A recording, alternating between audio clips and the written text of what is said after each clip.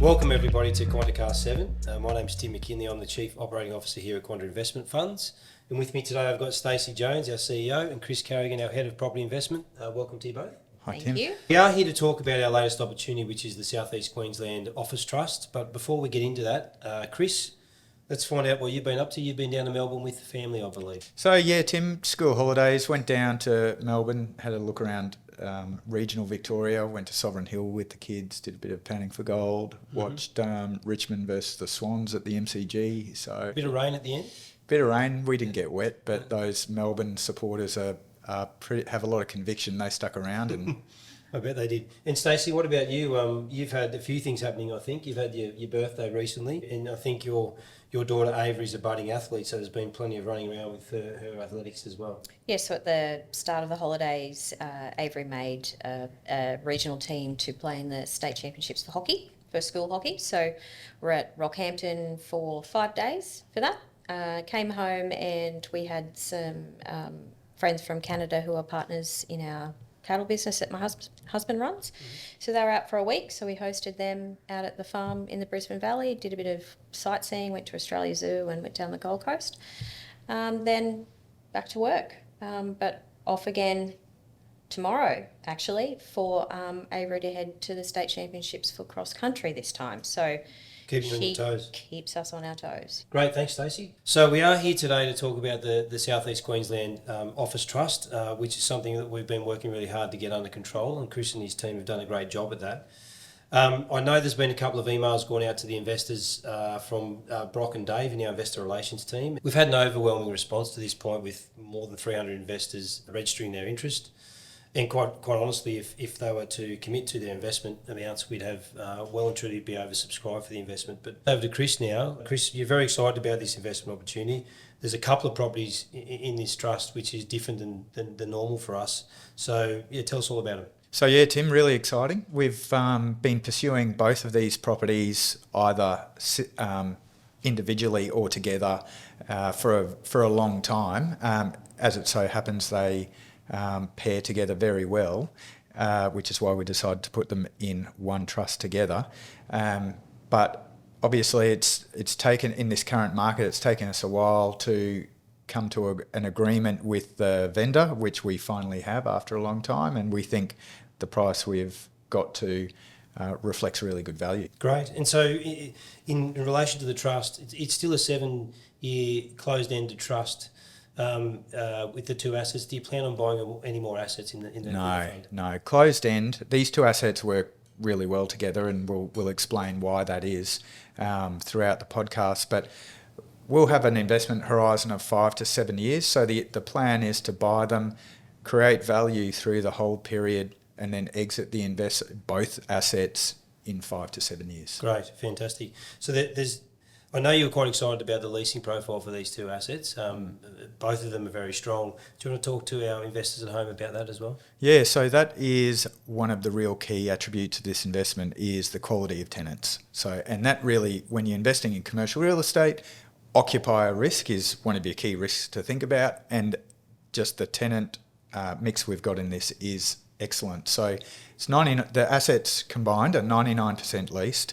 They 73% of the asset is leased to either state government or top ASX companies. So they include Queensland head office for Bunnings, Queensland head office for Coles, Queensland head office for Wesfarmers, Panasonic, NAB. So it's a really fantastic, robust tenancy mix in these assets. Terrific. Just what our investors are after. Now, we have been recently and visited the sites. Stacey joined along with that, of course, as well. There seems to be a lot of car parking, Chris. So talk to me about the car parks, because I know that's very important for office tenants, particularly when with a lot of people coming back to the office, as we've started discovering Queensland. Yeah, they are. There's 4 car parks per 100 square metres.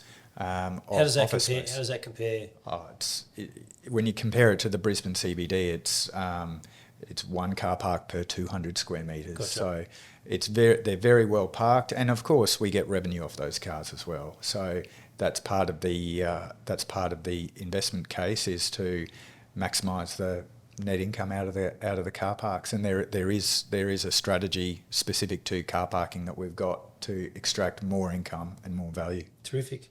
Now, is there any development opportunities with both of these assets? So there's two things. There's inbuilt capital growth through we believe that the rents are below market, so we think there's $50 to $60 a metre in as we turn these leases over the next 5 years, and that's a key component of the 5-year value creation investment case that we've got. In addition to that, there's fixed reviews, which grows the net income. We have secured an AFL with Westmoreton Health. AFL being an agreement for lease? An agreement for lease. Yep. So a binding agreement for lease with the state government to increase their area in Westmoreton Health by 1,400 square metres, and we create new lettable area as a part of that proposal. In addition to that, there is some surplus land that comes with both sites, one of which has a DA, and we're currently in negotiations with a tenant to take that space and pre-commit to that space, and then we can sell off that surplus land, and that's accretive to the base case. Okay, fantastic. So a lot of there's the potential for capital upside. And what about the buying, the purchasing parts? Talk to me about the purchase of these properties, and from what I understand, they're below replacement cost. Yeah, definitely. So we are the purchase price on a combined basis is just shy of $75 million, which reflects a rate per square metre of $4,802 per square metre for the office, which is not only below replacement value. You cannot build it and lease it for that, but also it is, if you look at historical pricing for office assets, it's incredibly low as a rate per square metre. So what's happened there is obviously we're buying in terms of a passing yield, we're buying that at 8.4%, which 2 years ago people would have laughed at you if you said you were going to buy it something like that. Yeah. So buy these assets with these tenants at that kind of passing yield, it would just be unheard of. So speaking of yield, and we'll get to location soon as well, what's the forecast distribution for the investors on this one? It seems quite substantial. We're targeting a 5 to 7 year horizon.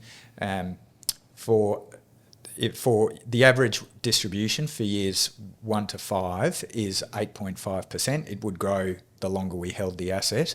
Distributions will commence at 8% year 1. They grow to approximately 9% year 5. But yeah, an average of 8.5% through the term, which again, for this mix of tenants is just, we think, really compelling. Chris, let's move on to the locations, and part of that question, I guess, our investors at home might have is, what are the markets like in those locations? So over to you. Yeah, that was another really compelling part of this acquisition. Both assets sit in very tightly held undersupplied markets where high quality office space is limited. So if you are a tenant of note, there are only a few options. So first building is at Mount Gravatt on Mount Gravatt-Cabalabal Road. And Mount Gravatt is approximately 10 kilometres from the Brisbane CBD? 7 to 10 k's from the Brisbane CBD, and a really preferred location. You can see why Bunnings, Coles, Wesfarmers, are all aggregated in that location. You've got things that really appeal to those businesses: access to freeways. You're halfway between Brisbane and the Gold, well, not halfway, but you're on the pathway between the Brisbane and the Gold Coast. Very high car parking ratios, great amenity being close to Westfield Mount Gravatt, and the road network, as I mentioned before. So Mount Gravatt really suits those groups that need lots of car parking, access to freeway, and amenity for their staff. So that's really good. The second is the Ipswich CBD. So Limestone it's one of the better buildings in the Ipswich CBD, and it is, again, a very tightly held market. There is office space available, but it's typically C grade walk up. If you're a sophisticated tenant or a government tenant, there are very few options, and which is why we see Westmoreton Health expanding and demand coming from those government groups. So really, Ipswich CBD, great government location, and also there are lots of state initiatives that we can talk about later that why that's a priority for state government to have a very strong long-term presence there. Mount Gravatt, there are very, very clear reasons why that is a very important location for those types of businesses that are like Bunnings and Coles and Wesfarmers who need those attributes that we spoke about previously. I guess the question on, some people's lips may be, why office in the current market? I suppose the summary of that, Tim, is really 3 points. One, leasing activity and leasing markets in southeast Queensland are incredibly active. We're seeing a lot of tenant activity, and that's driving rental growth. So as distinct from some southern cities, the office leasing markets up here are really active, and that's really reducing the occupier risk and the leasing risk in office assets. Number two is the office sector has had a genuine pricing reset. We've seen office prices come down dramatically. These assets that we're buying are a lot cheaper than they would have been 2 years ago. We're not seeing the pricing deductions that we're seeing in other sectors so much. And then lastly, I suppose we've got some tailwinds from our most recent office acquisition, 157 Ann Street, where we bought that building in September of 2022.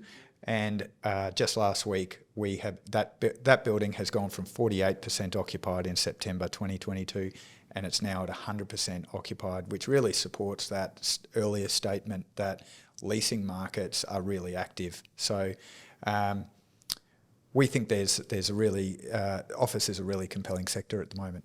Great, thanks, Chris. So on the Ipswich location, let's bring in Stacey, because Stacey's a local, resides in that local government area. There's a lot happening out there. I mean, I was quite pleasantly surprised, on our most recent visit, and we took, for those that know, Brock Thompson from our investor relations team out with us as well, and he hadn't been out to the hub out there, and it's really growing. There's a lot happening there. Chris, I was really impressed by the mix of particularly health and medical tenants that just are really corralling around that building in droves at the moment. Stacey, you know the area reasonably well. To our investors a little bit about your thoughts on the growth out there and what's happening. Thanks, Tim. So, I live in the outskirts of the Ipswich area on an acreage property there with the family.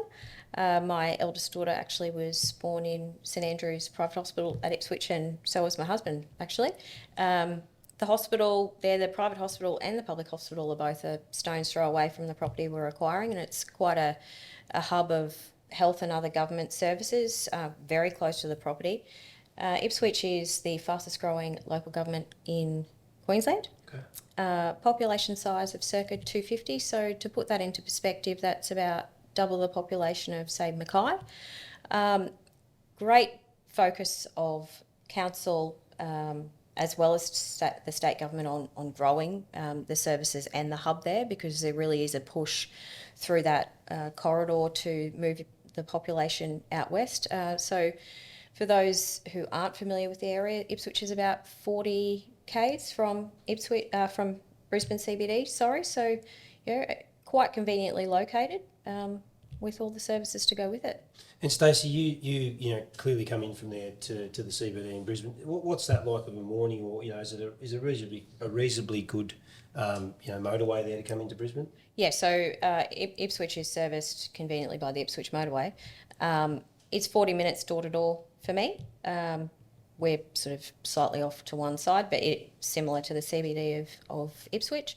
Very well serviced for trucks and logistics as well. So, on the outer skirts of Ipswich, there's a lot of industrial and other activity going on, because the Warrego Highway is also very close, that spans a great width of the state as well. Also noting, Stacey, the Ipswich City Council have one of the very key priorities for them is the revitalisation of the Ipswich CBD, and they've already started that with the Nexus Street redevelopment, and we stand to, or this trust stands to benefit greatly from that initiative. And as the CBD gets improved, obviously tenant demand will improve, and the number of tenants that call the Ipswich CBD home. So I think that'll be really good for the property and good for the region generally. Chris, why don't we go through a summary of the key investment highlights again?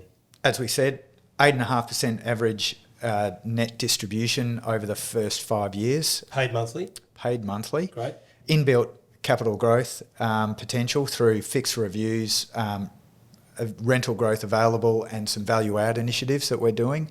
One of the best tenant mixes I've ever seen in 25 years of real estate in one investment, being the state government, Coles, Bunnings head office, Wesfarmers, Panasonic, NAB, and then the trust structure, which we really favour at the moment, which is closed end. So we've got an investment horizon of 5 to 7 years. We'll look for the best time to sell once we've extracted value around that year 5. And that will be also, although it's 2 assets, no further assets will be added to this fund. It will only ever be 2 assets. So that's really the broad brush, and we're really excited. Can't wait.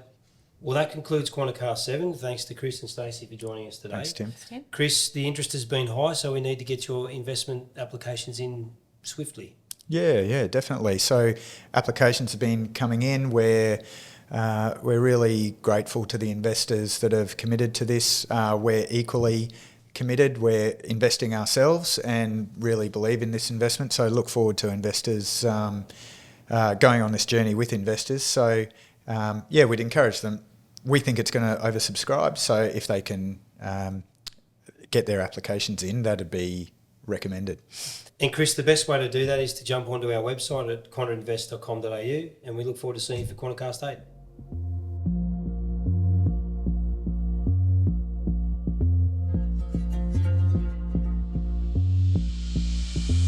8.